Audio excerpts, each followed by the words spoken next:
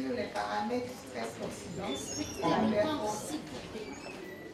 la paraoxonase chez les rats conduite diabétique de type 2. Vous avez 10 minutes pour votre présentation. Mesdames et messieurs, honorables assistants,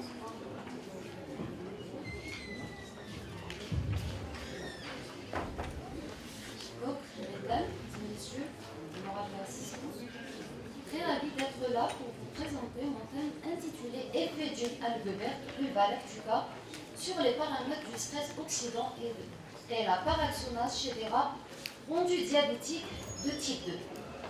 Les maladies cardiovasculaires sont la première cause de mortalité de nos membres.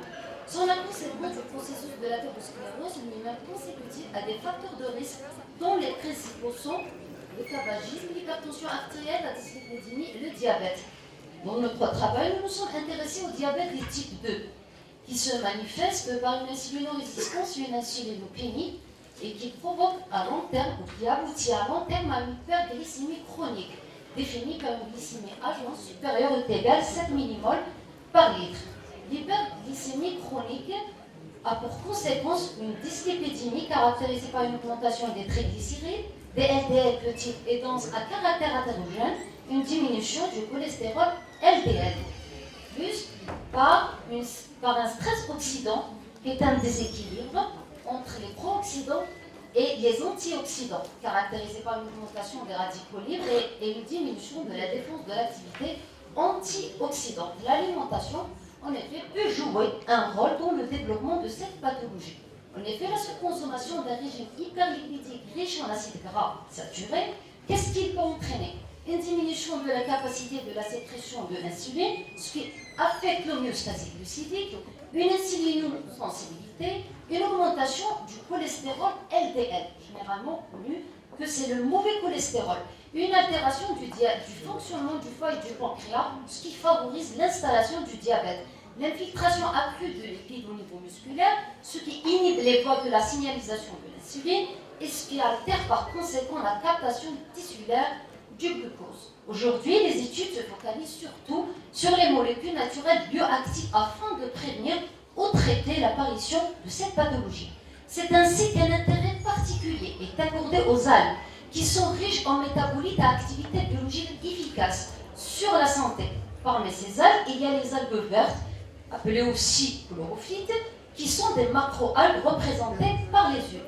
Dans ce contexte, des travaux ont rapporté que la consommation de ces huiles ou de leur extrait chez des rats présentant un diabète de type 1 peut entraîner une diminution du glucose plasmatique à jeun et postprandial, une diminution de la dyslipidémie, cholestérol total et triglycérides, et une augmentation du bon cholestérol, une captation du glucose et une amélioration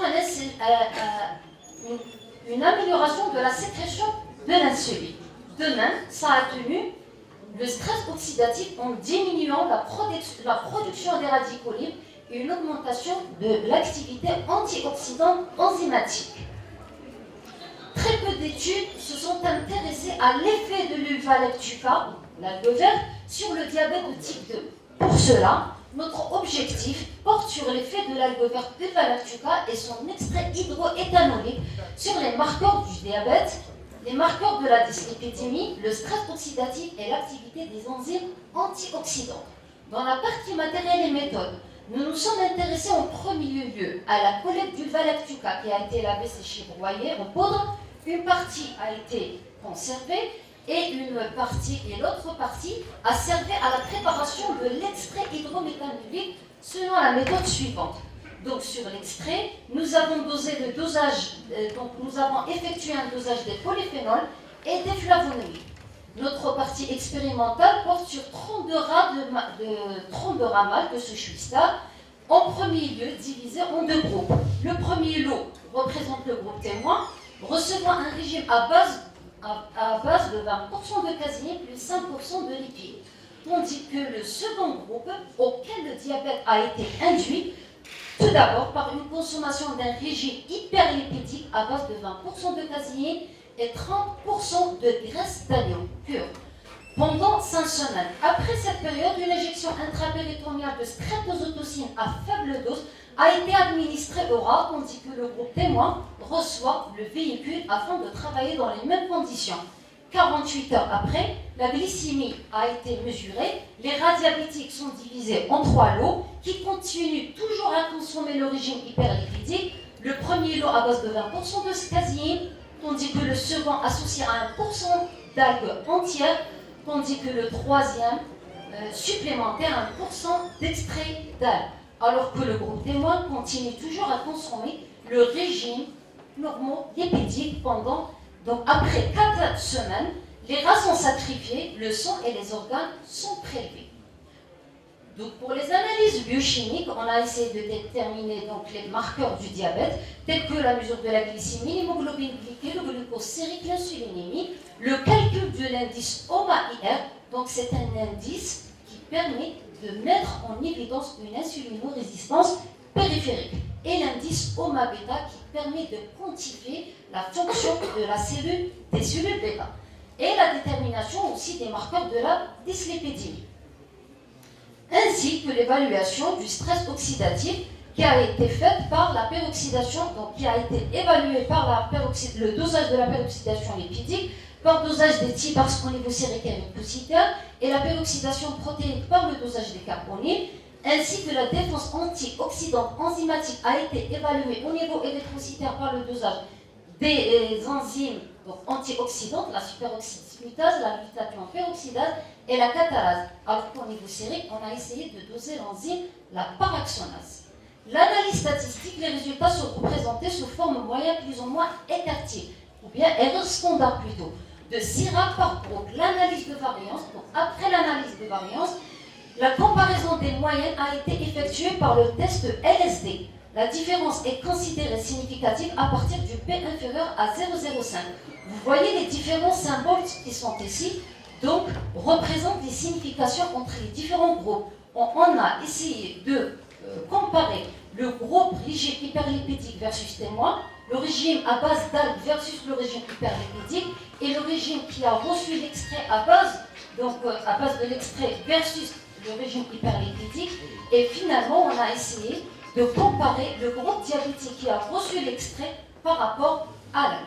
Donc après dosage des polyphénols totaux et flavonoïdes au niveau de l'algue, les résultats ont révélé que la teneur en polyphénol sur l'extrait hydroéthanolique est de 45 mg équivalent d'acide gallique par gramme de matière sèche, tandis que la teneur en flavonoïdes est de 20 mg équivalent de quercétine par gramme de matière sèche. La courbe, donc la figure suivante, représente l'évolution de la glycémie en fonction de temps. Permettez-moi d'abord de vous représenter le groupe.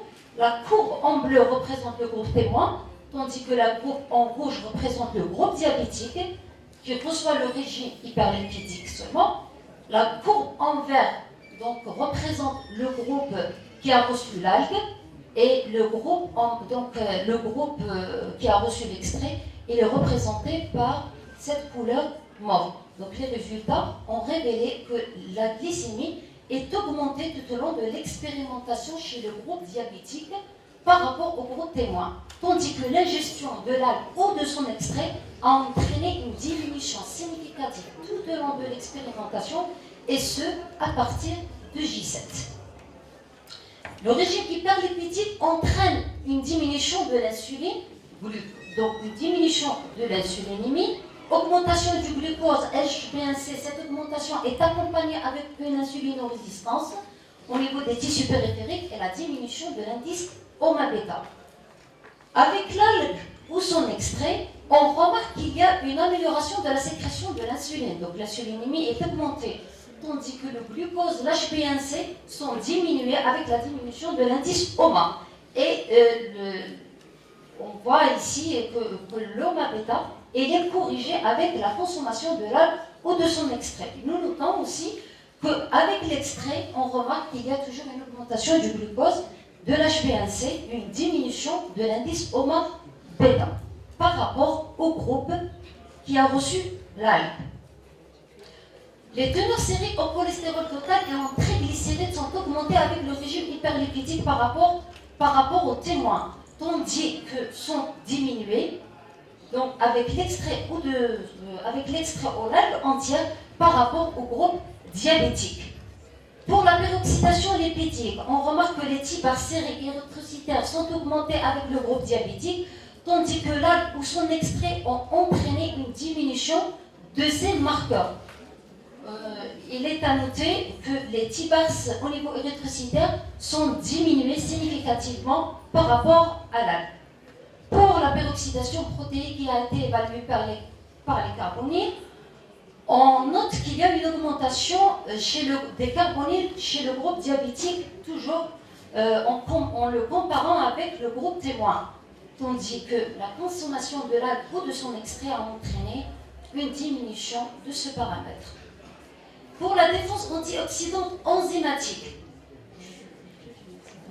donc la défense antioxydante enzymatique a été diminuée avec le groupe diabétique par rapport au contrôle, tandis que cette activité a significativement augmenté avec l'algue ou de son extrait comparativement à l'algue.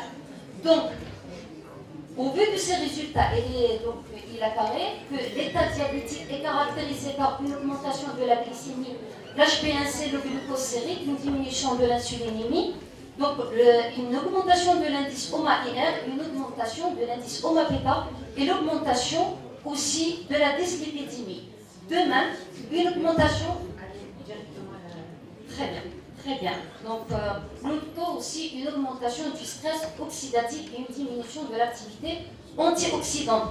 Par contre, la consommation d'ulvalactuca entière ou de son extrait hydroéthanolique a induit à un état antidiabétique en corrigeant tous les paramètres de la glycémie et en diminuant la dyslipidémie et en corrigeant aussi l'activité enzymatique des antioxydants. En conclusion, il semblait que l'ingestion de l'algue verte ou de son extrait par rapport au régime hyperlipidique corrige les anomalies engendrées par le diabète en atténuant l'hyperglycémie et la dyslipidémie, en améliorant aussi l'insuliноsensibilité et la fonction des cellules bêta-pancréatiques. De plus, l'algue ou son extrait atténue le stress oxydatif. Il est à noter que les résultats sont meilleurs avec l'algue entière par rapport à l'extrait et je vous remercie pour votre attention.